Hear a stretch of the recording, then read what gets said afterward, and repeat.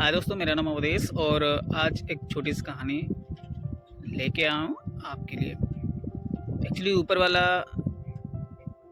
आप क्या चाहते हो वो नहीं करता है, बल्कि आपके लिए क्या अच्छा है वो करता है। तो चलिए शुरू करते हैं एक छोटी सी कहानी। एक एम्प्लॉय था, वो अच्छी सी कंपनी में नौकरी करता था, लेकिन वो उस कंपनी से ऊब चुका था और जॉब ड्रॉप करना चाह रहा था। तो उसने एक दूसरी कंपनी में इंटरव्यू दिया था और इंटरव्यू के लिए उसकी कॉल आने वाली थी। उसने क्या करा कि अपना जो अलार्म है वो सेट करा कि ताकि मैं सुबह जल्दी उठूं और अच्छे से तैयार हो जाऊं, ताकि जब भी कॉल आए मैं उसको अटेंड करूं और एक नई जॉब के लिए गो अहेड। तो होता क्या है, उसने अलार्म लगाया लेकिन अलार्म टाइम से नहीं बजा। अभी वो उठना था उसको 5 बजे, उठा वो 7 बजे।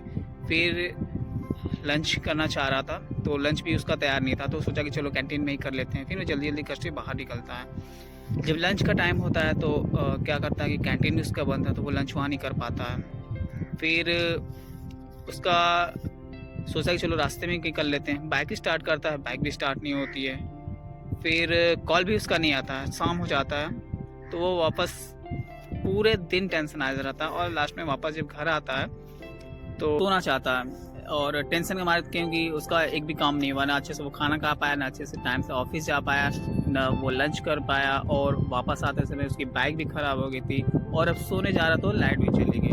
वो मन ही मन बहुत ही दुखी और खींच से भरा हुआ था और वो सोने चला गया। और फिर जब वो सोया तो नींद उसको आई, लेकिन लाइट भी चला गया था तो नींद भी अच्छे से नहीं आने वाली रही। फिर क्या करता है कि उसी में सो जाता है। फिर सपने में भगवान जी आते हैं और उसको बताते हैं कि ये जितनी भी घटनाएं घटी वो मेरे द्वारा की गई थी।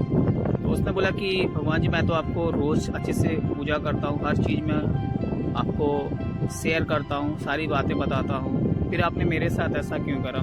तो भगवान जी ने उससे बोला कि देखो, अभी जितनी भी चीज़ें हुई हैं ना, सब मैंने करा, क्योंकि यदि ऑफिस आप टाइम से पहुंच जाते तो रोड एक्सीडेंट हो जाता तुम्हारा, इसलिए मैंने तुम्हारी बाइक ख़राब कर दी। तो आप निश्चित तौर पे बीमार हो जाते और फिर नुकसान कहीं ज़्यादा हो जाता। और वापस जब तुम घर आते हो और लाइट जो कटती उसको मैंने ही कट कर रखा था, क्योंकि यदि नहीं कटता तो मैं नहीं चाहता कि कोई मुझे इतना याद करे और मैं उसकी थोड़ी सी भी मदद न कर पाऊँ। तो दोस्तों, इस कहानी का उद्देश्य यही था कि आप मुझे हमेशा तुम याद करते हो, तो मैं नहीं चाहता कि कोई मुझे इतना याद करे और मैं उसकी थोड़ी सी भी मदद न कर पाऊँ।